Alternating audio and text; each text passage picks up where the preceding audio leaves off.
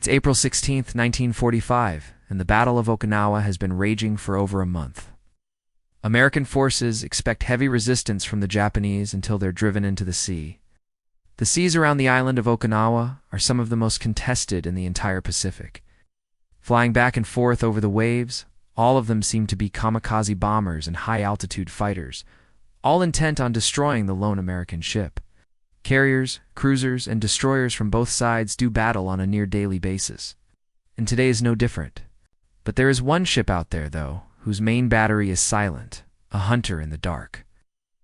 They fly back and forth around the smoking hulk of the Laffey, dropping more bombs and machine gunning the area. But the Laffey is still alive, and she has one last trick up her sleeve. Her guns, now reloaded, blast the Japanese out of the sky one by one, adding more and more notches to her impressive kill tally.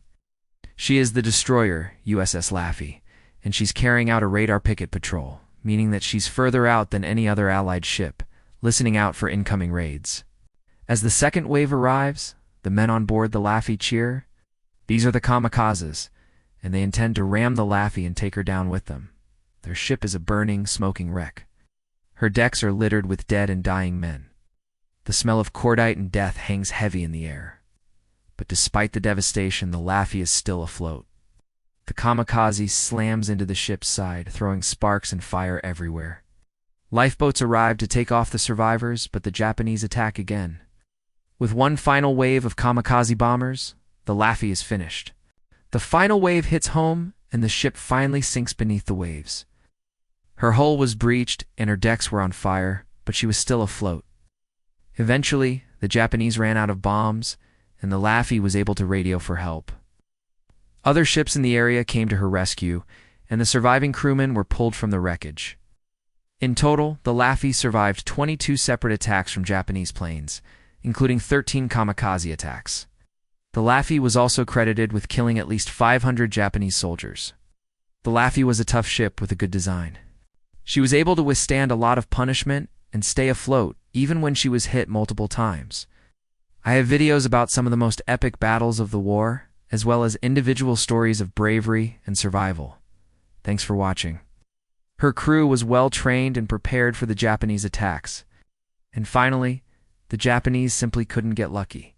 They hit the Laffey with everything they had, but somehow, the ship and her crew survived. The Laffey was awarded the Presidential Unit Citation for her actions during the battle. She was the most heavily attacked ship of the entire war. But as the attacks continued, the Laffey was eventually forced to turn away from the oncoming planes in order to avoid being hit. The ship was raised and repaired, then returned to service where she served for many years afterward. First of all, the ship was very tough. She was built with double bottoms and triple plating in order to withstand heavy attacks. Additionally, she had a lot of internal flooding compartments, which helped to keep her afloat even when she was hit multiple times. Finally, the ship's crew was well trained and experienced. They knew how to fight back against the Japanese and how to protect themselves from kamikaze attacks. The crew of the Laffey faced death many times that day, but they never gave up, fought back against the Japanese, and they won. This left her exposed and vulnerable to attack from behind. Despite this, the Laffey managed to keep fighting back, shooting down dozens of Japanese planes. Flames leap into the air, turning night into day. Although the ship is sunk and the men are rescued, the Laffey's legacy lives on. This was a dangerous job, but someone had to do it, and the Laffey and her crew were up to the task. On April 16, 1945, the Laffey's radar picked up a large group of Japanese planes heading their way. A bomb exploded on board the ship, killing or injuring almost everyone on board. But still, the Laffey fought on, blasting away at the Japanese until her guns fell silent.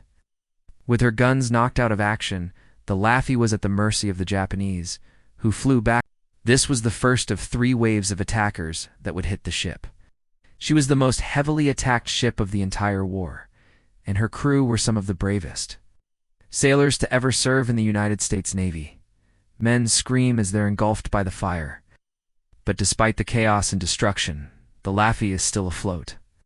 Her hull may be breached and her decks may be on fire, but she's still above the waves. Men are thrown to the deck by the force of the impact.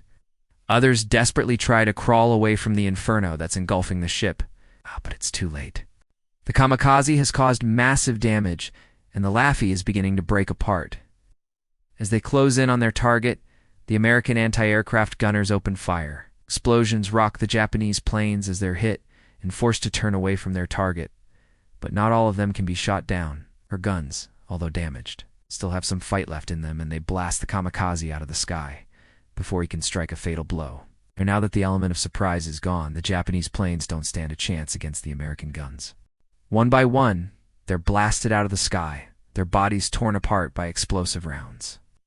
What the crew does not know is that she is the furthest forward deployed radar picket ever used by the U.S. Navy. One after another, the planes explode in fiery balls of flame as they hit the water, dead. Ow. One bomb after another explodes around her, spraying the ocean with water and shrapnel. Men are thrown to the deck by the force of the blasts, their uniforms ripped to shreds by the wind. Others are tossed clear of the ship entirely and vanish beneath the waves. But through it all, the Laffey remains afloat, albeit barely. The Laffey turns slowly to face the next attacker, still firing. But as she does so, a stray bullet rips through the ship's radar, knocking it offline and sending the antenna crashing to the deck. Now without radar, the Laffey is at the mercy of the Japanese, who begin dive-bombing runs on the stricken ship. And she'll soon be the closest ship to the largest wave of Japanese aircraft ever seen. With the radar tuned to its maximum range, the Laffey is the first ship to spot the Japanese aircraft coming at them. There is nothing in the sky but enemy planes. As the first wave arrives, though, the Laffey opens fire with her 5-inch guns and begins to pick them off one by one. In the space of just a few minutes, hundreds of bombs fall towards the helpless Laffey. The Japanese pilots, thinking they've won, begin celebrating prematurely. But the Japanese aren't finished yet. This was only the first wave. 2 more are still to come.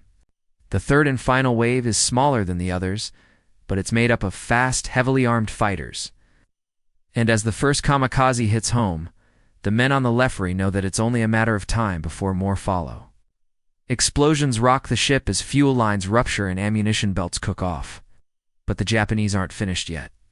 They send another kamikaze towards the stricken ship, hoping to finish her off. But the Laffey has other plans. As the smoke clears, the men on the Laffey can finally take stock of the damage. The captain of the Laffey, realizing that his ship is doomed, orders the men to abandon ship. But the story of the Laffey and her crew does not end here. The Laffey was a radar picket ship, which meant that she was always on the lookout for incoming Japanese aircraft. The Laffey opened fire with her 5-inch guns and began blasting the Japanese out of the sky. But the attacks were relentless, and eventually, the Laffey was hit. But despite the overwhelming odds, the Laffey managed to survive the attack. Although the Laffey was sunk, her story does not end there. Now, let's look at why the Japanese couldn't sink her. So the Japanese couldn't sink the ship because of its tough construction, internal flooding compartments, and crew. During the battle, the Laffey's guns shot down 38 enemy aircraft, including 10 kamikaze bombers. So how did the ship survive one of the fiercest battles of the war? Well, the answer is a combination of factors. The story of the Laffey is an amazing one. It's a story of bravery, determination, and survival against all odds. If you enjoyed this video, then check out my other videos about World War II.